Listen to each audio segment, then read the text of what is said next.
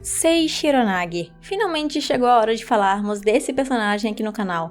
A representação mais única e diferente que eu já vi de um gênio em um mangá. Mas esse gênio aqui é o do tipo que está morto por dentro, mas eu acredito que está finalmente voltando à vida e ter a sua grande reviravolta no mangá. Assim ele vai poder usar o seu talento da melhor forma possível.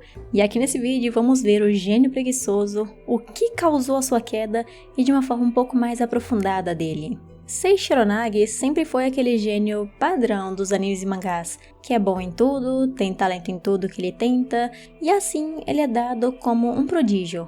Mas o diferencial do Nagi em Blue Lock é que ele é um gênio que sabe que ele é gênio, mas não faz nada sobre isso, conhecido no mangá como o gênio preguiçoso. Porque para ele tudo é muito simples, muito fácil, e ele não tem vontade de fazer absolutamente nada, nem se esforçar para nada. Ele queria apenas uma vida normal e tranquila, onde ele não precisaria se esforçar e morrer sem fazer nada. Mas essa forma na qual ele se acostumou a viver foi o que prejudicou seu desenvolvimento diversas vezes, inclusive e principalmente no mundo do Blue Lock. Porque logo no início, nós vemos no spin-off que o Nagi foi o último a entrar no Blue Lock. Isso porque ele nem queria estar lá e foi forçado pelo réu, dizendo que ele pôde facilmente se imaginar fazendo o último gol na Copa do Mundo e ficando entediado com a explicação do ego. É exatamente nesse momento que começa o problema do Nagi em Blue Lock. Ele não sabe de nada sobre futebol, ele tem apenas talento, mas nunca colocou sua mente para trabalhar junto do que seu corpo é capaz de alcançar. É a mesma coisa como se um prodígio no basquete fosse incrível jogando, mas ele não conhece as técnicas, não sabe seus pontos fortes e fracos e nem mesmo consegue acompanhar a evolução de sua própria criatividade e o seu corpo. E para piorar ainda mais a situação do Nagi nessa época, o réu durante um longo tempo ficou ao lado do Nagi, o apoiando e de certa maneira até alimentando a sua preguiça cada vez mais, fazendo suas vontades, o motivando com coisas que ele já gostava antes, como videogames, e praticamente tirando toda a liberdade que o Nagi precisa para continuar no Blue Lock, o fazendo obedecer todas as suas ordens, porque ele sabe que o Nagi só funciona dessa forma. E como consequência, o Nagi se tornou bastante dependente da ajuda de seu amigo, mas não apenas isso, da ajuda de qualquer outra pessoa. Como o próprio Chris Prince descreveu o Sei Shironagi, ele é um jogador muito passivo. O jeito que ele joga depende muito dos outros personagens, os outros jogadores que estão no seu time.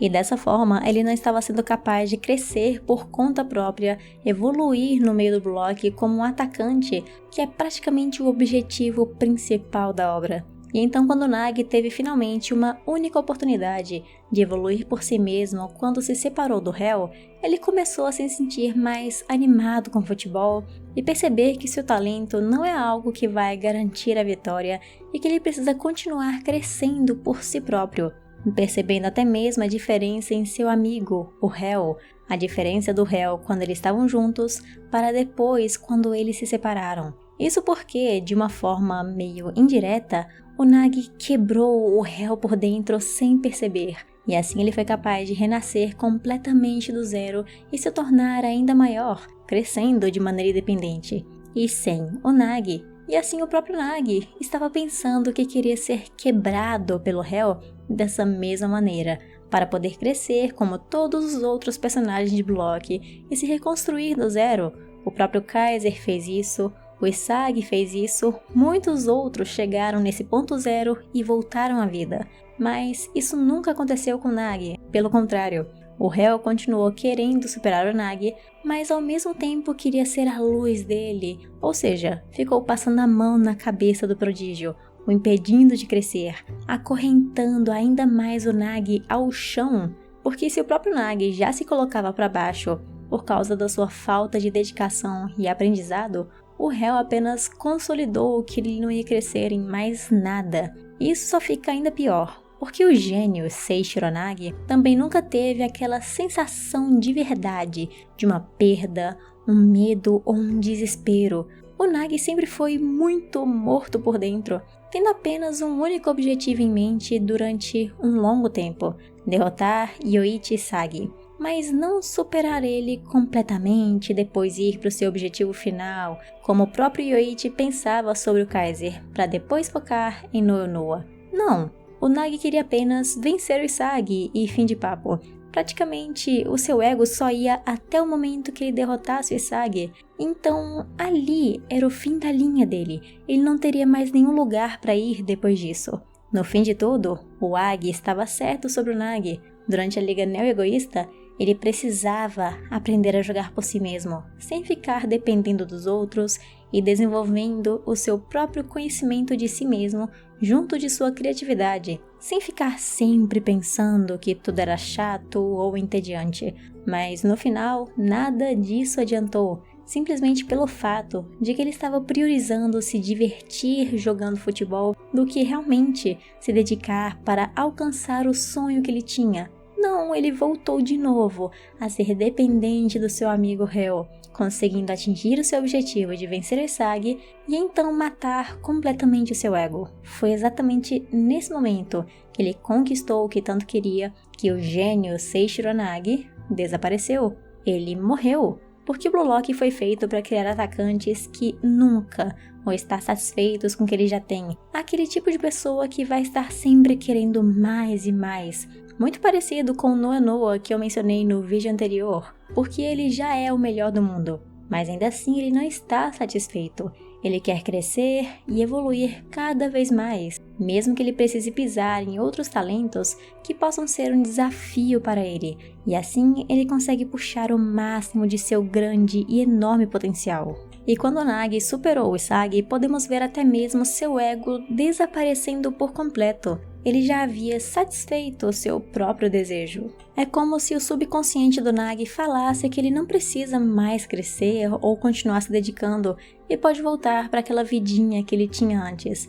E ao contrário dele, o Hell, que conseguiu se reconstruir, já tinha o objetivo desde o início de ser o melhor do mundo, por causa que ele tinha algo a arriscar. Se ele não fosse o melhor do mundo e não jogasse pelo time do Japão, ele teria que assumir o trabalho de seus pais, algo que ele nunca ia querer. O Nagi nunca teve nada a colocar na reta, ele nunca arriscou nada em sua vida. Se ele perdesse o Blue Lock, ele poderia simplesmente continuar ganhando a vida com futebol ou voltar para aquela vida fácil que ele sempre quis. E essa morte do gênio aqui durante a Liga Neo-Egoísta faz referência à carta do Nagi que foi mostrada em seu spin-off. Antes eu pensava que aquela carta, a morte, representava o seu ego, que é exatamente na mesma forma de uma caveira, uma representação da morte ou o próprio deus da morte, mostrando o que ele causa no meio do campo. Mas não, aquela carta foi exatamente o que descreveu o ego do Nagi,